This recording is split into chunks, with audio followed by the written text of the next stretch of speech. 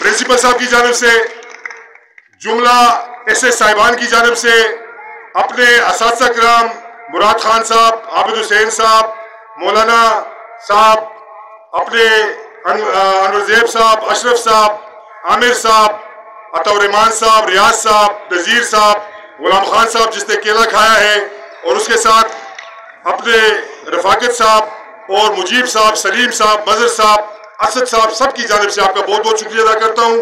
और इंशाअल्लाह आप आते रहें, इसी तरह बच्चे लुत्फ़अंदोज़ होते हैं, आपसे कुछ सीखें। शुक्रिया जनाब, अस्सलाम वालेकुम। जी, ये हमारे शकील साहब थे सर, अपने ख्यालात का इजहार कर रहे थे मैजिक शो के बारे में। मैं इनका शुक्रिया अदा करता हूँ जी, और तमाम दोस्तों का, तमाम टीचरों का। अभी अपने मुल्क के लिए अटम करता हूँ, कैसे होता है जरा आप गौर करें। बलीगुद्दीन सागर मैलसी हीरो मनसेरे जिले के अंदर गवर्नमेंट इदारों में रंगारंग प्रोग्राम दिखा रहे हैं, बड़ी मेहरबानी जनाब।